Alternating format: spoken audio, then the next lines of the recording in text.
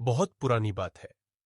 एक गांव में एक वृक्ष के ऊपर घंटक नाम का राक्षस रहता था। एक बार की बात है, उस वृक्ष के नीचे से एक ब्राह्मण गुजर रहा था, तो राक्षस उसके कंधों पर जाकर बैठ गया।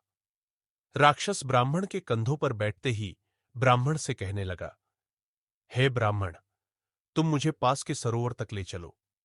ब्राह्मण के मन में विचार आया कि यह स्वयं ही सरोवर तक जा सकता था, तो मेरे कंधों पर बैठकर क्यों जा रहा है? ब्राह्मण ने डरते डरते पूछ लिया, तुम कौन हो और मेरे कंधों पर क्यों बैठे हो?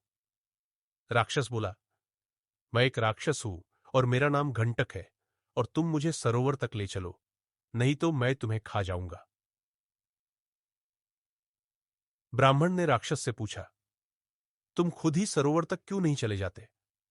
राक्षस बोला, मैंने प्रण लिया है कि मैं गीले पैर जमीन पर नहीं रखूंगा, इसीलिए मैं तुम्हारे कंधों पर बैठकर जा रहा हूं। ब्राह्मण उस राक्षस को सरोवर तक ले गया। जैसे ही दोनों सरोवर के पास पहुंचे, राक्षस ब्राह्मण से बोला, अरे ब्राह्मण, जब तक मैं इस सरोवर से नहाकर ना आ जाऊं, तुम कहीं मत जाना, नहीं तो मैं तुम्हें जीवित नहीं छोड़ूंगा।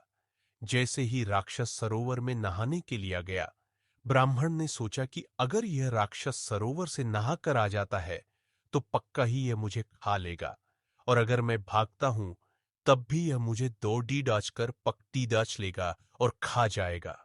तभी ब्राह्मण को एक बात की याद आई, जो उसने बातों ही बातों में राक्षस से पूछ ली थी, कि राक्षस ने तो गीले पैर जमीन पर नहीं रखने की कसम खाई है।